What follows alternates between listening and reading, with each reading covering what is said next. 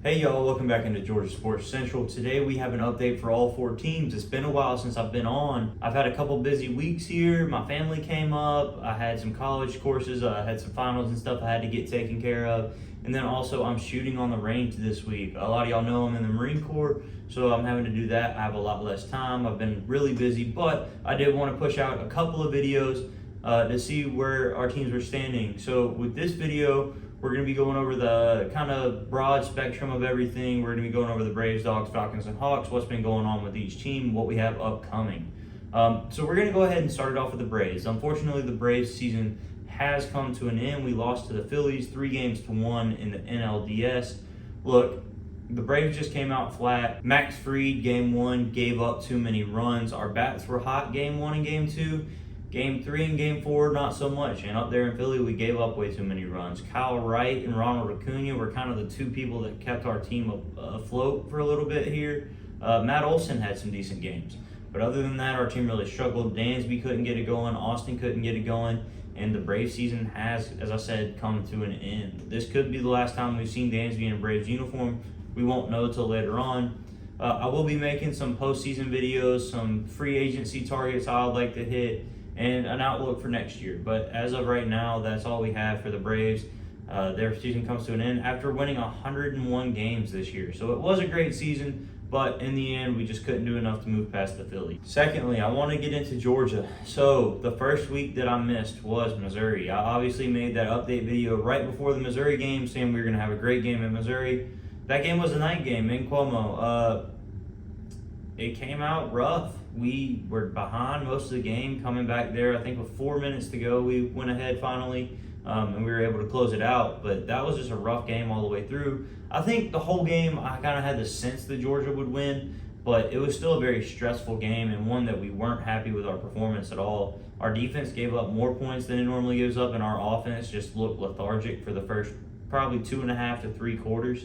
But finally kicked it into gear there. We did what good teams have to do, and we won the game.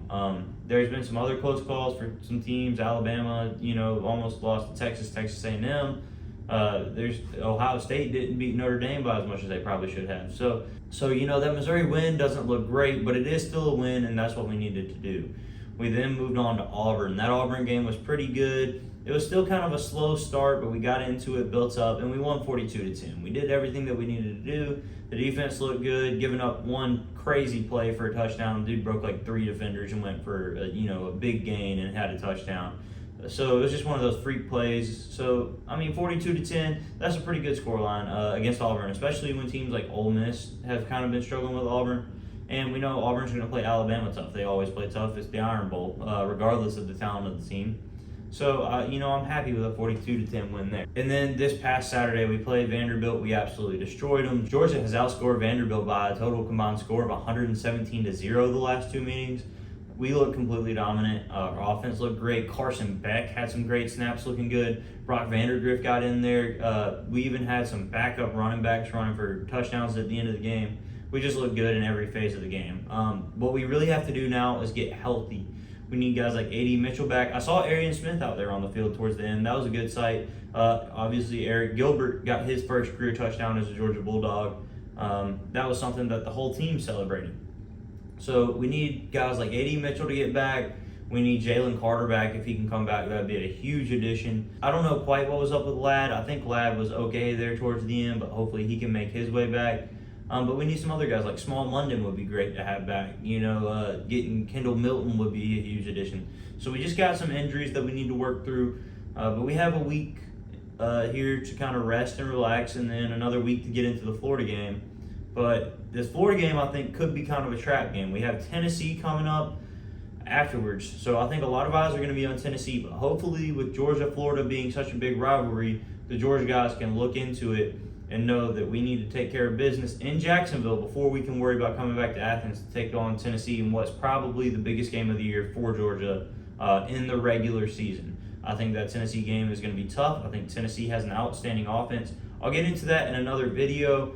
I'll make a video about this last week's action and probably doing a top 25 with it, but we'll get into that a little bit later on. For now, I just kind of want to keep it condensed. That's kind of what's been going on with Georgia the last couple of weeks. So we covered Braves and Georgia. Now, moving into the Falcons. The Falcons had a tough game against the Buccaneers, losing on what, we should have had an opportunity there to close out the game. Tom Brady goes down on a sack by Grady Jarrett. Definitely not a roughing the passer, but roughing the passer was called, so we didn't have an opportunity to win. The momentum was all in our favor. We had scored 15 points in the fourth quarter alone. We had held Tampa scoreless. So I think we definitely should have had a shot at least to win there. But that momentum did carry over. The guys came out strong. We looked good against San Francisco, beat them 28-14. We put up 3 touchdowns in the first half. Granted, one of those was a defensive touchdown, but San Francisco does have the number 1 defense in the league. They had a lot of guys out, and I'm not going to act like they didn't. I know we weren't playing their number 1 defense, but that's still a tough defense to go against with a lot of good guys like Fred Warner over there leading the charge. So the Falcons did good, came away with a 28-14 win. Marcus Mariota had his best game as a Falcon by far. He didn't throw for that many yards, but he was quick, he was accurate, and he ran well. Our offense ran the ball 40 times. In games where the Falcons have run the ball 40 times, our winning percentage is absolutely ridiculous. It's something that we need to keep doing. Obviously, I think that was the first time this year we've ran for 40 times in a game. I think the last time we did it was 2016, so it's definitely a good sight to see. The Falcons are 3-3, tied for first place in the division and tied for the last wild card spot. However, currently we do lose both of those tiebreakers, so we need to keep going. We have Cincinnati coming up, and we have an easier schedule than most, so I think we need to capitalize on that.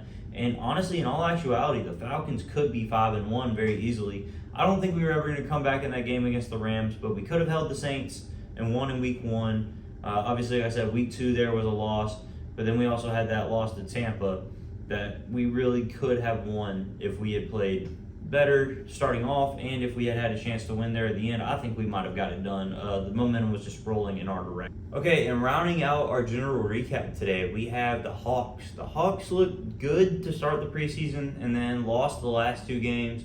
Obviously, you can't tell too much from the preseason, but we did have a couple of outstanding performances. I think Jalen Johnson looked great.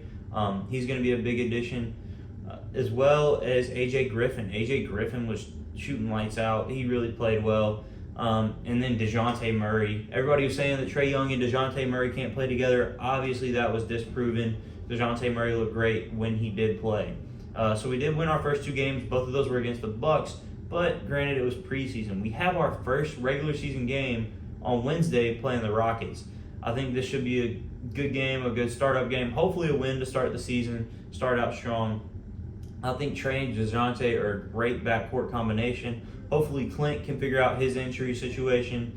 John Collins is John Collins. And hopefully DeAndre Hunter will stay healthy this season. I think we have one of the best starting 5s in the NBA.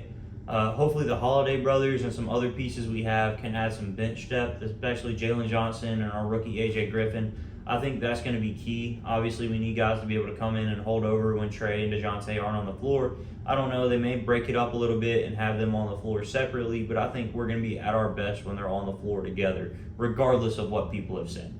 So that's going to be it for today. I hope you enjoyed the video. If you did, like, comment, think about subscribing. I'd really appreciate any of that. Let me know what you think about my takes. Let me know how you think the Hawks are going to do in their season. Let me know the positives you take from the Falcons. Let me know if you think Mariota is the number 1 quarterback, or we should be looking around for something else.